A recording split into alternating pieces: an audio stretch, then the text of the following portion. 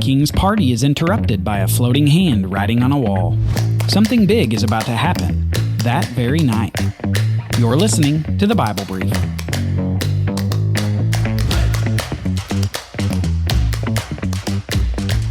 Having done a few episodes focused on the king of Babylon's dream and Daniel's dream concerning future empires, we're going to get back to the narrative of the Bible. Today, we're going to see how these prophetic dreams begin to work themselves out in history. Are you ready? Let's get to it. We're picking up our story back in Babylon, where the prophet Daniel is assisting King Nebuchadnezzar as the king needs him. As we've seen, usually this has to do with dream interpretation. And if you'll recall from our run through the Bible, Nebuchadnezzar ends up having another dream, which predicts Nebuchadnezzar's removal from rule for a period of 7 years to humble him. During this 7 years, he will be removed from rule, and he will live with the mind of a wild animal.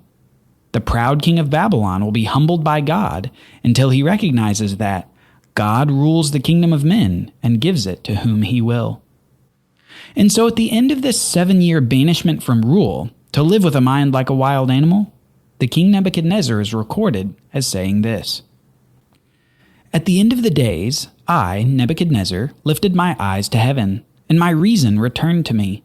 And I blessed the Most High, and praised and honored him who lives forever.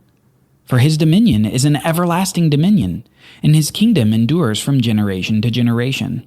All the inhabitants of the earth are accounted as nothing, and he does according to his will among the host of heaven, and among the inhabitants of the earth. And none can stay his hand, or say to him, 'What have you done?'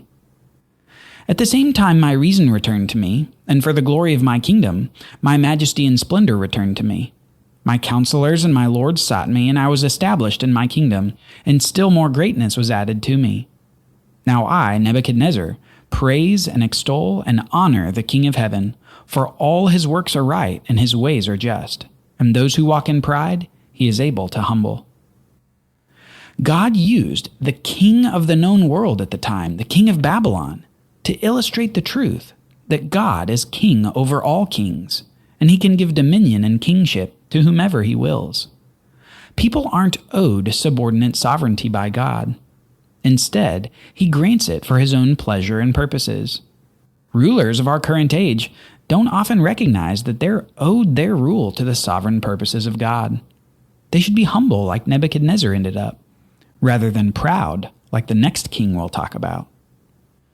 After this first-person account from Nebuchadnezzar, the narrative quickly shifts to a later ruler of Babylon, a descendant of Nebuchadnezzar. This king's name is Belshazzar, and Belshazzar is removed from rule in a different way. Rather than a 7-year hiatus like Nebuchadnezzar, Belshazzar is removed permanently.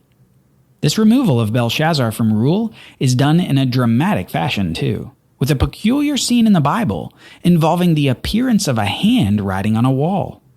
This is actually where we get the phrase, "the writing is on the wall," when we say that something inevitable is coming. Try to picture this scene in your head as I read it. "King Belshazzar made a great feast for 1,000 of his lords and drank wine in front of the 1,000. Belshazzar, when he tasted the wine, commanded that the vessels of gold and silver that Nebuchadnezzar his father had taken out of the temple in Jerusalem be brought, that the king and his lords and his wives and his concubines might drink from them.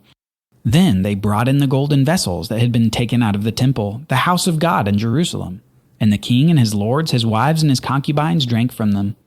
They drank wine and praised the gods of gold and silver, bronze, iron, wood, and stone. Immediately, the fingers of a human hand appeared and wrote in the plaster of the wall of the king's palace, opposite the lampstand. And the king saw the hand as it wrote. Then the king's color changed, and his thoughts alarmed him. His limbs gave way, and his knees knocked together. Then all the king's wise men came in, but they could not read the writing or make known to the king the interpretation. Then King Belshazzar was greatly alarmed, and his color changed, and his lords were perplexed." Notice the events leading up to the hand appearing to write on the wall.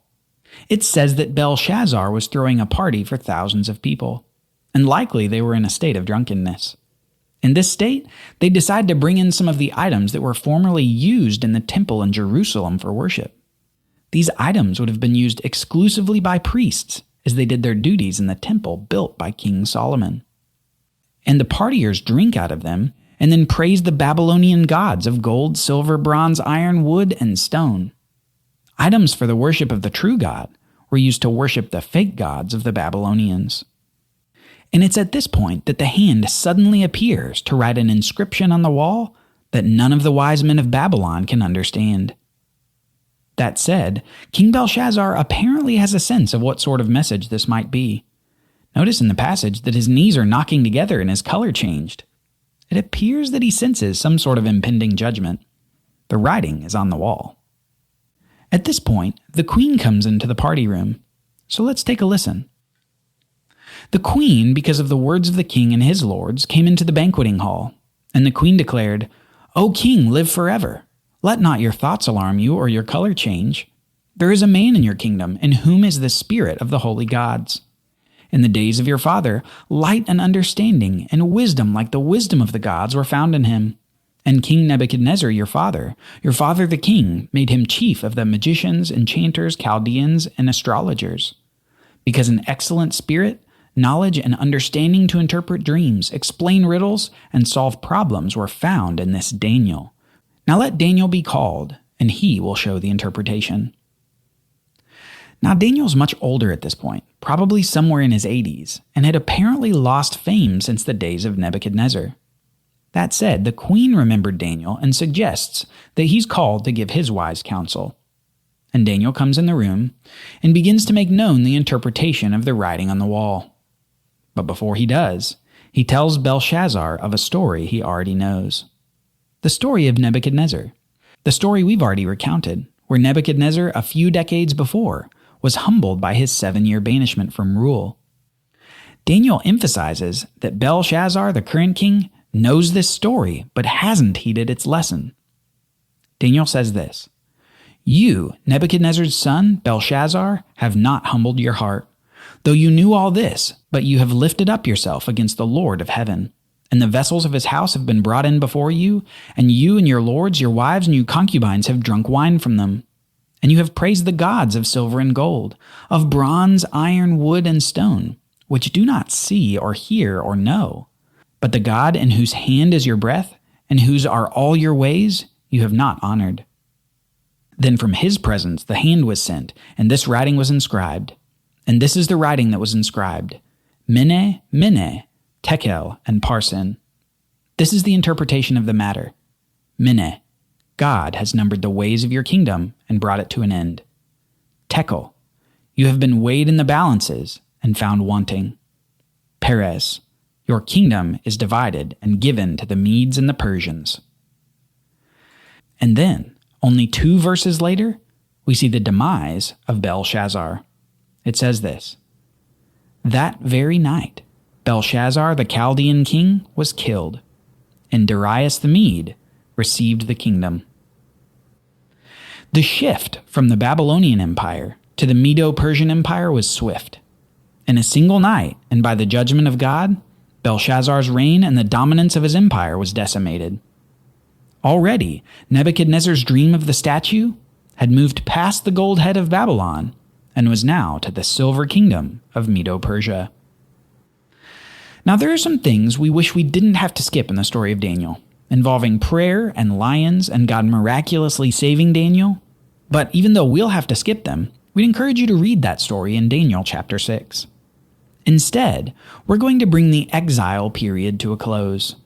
After these dramatic events that we're skipping, Daniel again finds himself as an advisor to the king, and we're told that Daniel prospered during the reign of Darius and the reign of Cyrus the Persian. Chronologically, this is where Daniel's story in the Bible largely ends. Daniel was a prophet faithful to God no matter the cost, and God gave him incredible insight into the future of the world. Through Daniel, God gave hope to the exiled nation.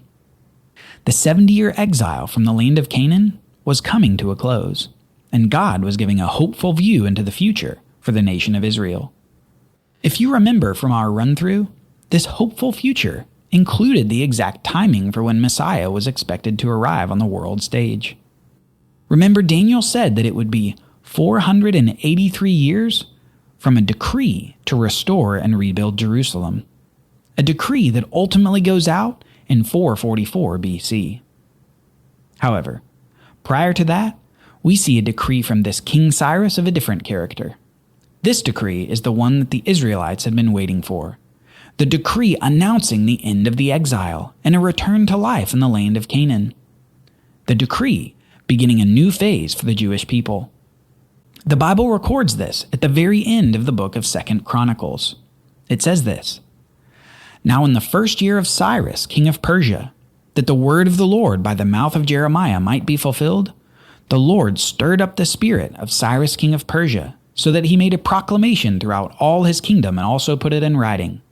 Thus says Cyrus king of Persia, the Lord the God of heaven has given me all the kingdoms of the earth, and he has charged me to build him a house at Jerusalem, which is in Judah. Whoever is among you of all his people, may the Lord his God be with him. Let him go up."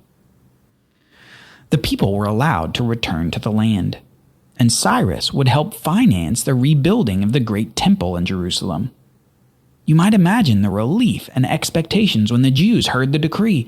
Finally, it was time to go back. In our next episode, we're going to see waves of exiles return to the land. What will they find when they get there? Will there be peace this time, or more war? How will this all work with Cyrus still ruling over the region? Will they have a king again? Questions swirl as the journeys to the land begin in earnest, all with a new expectation. The Messiah is coming, and the clock is about to start. Thanks for listening to the Bible Brief. Are you enjoying the podcast? One of the best ways for the show to grow is for you to share it with a friend. Will you do that today? We'd love to help more people understand the life-changing story and message of the Bible. Thank you for your support, and thank you for listening.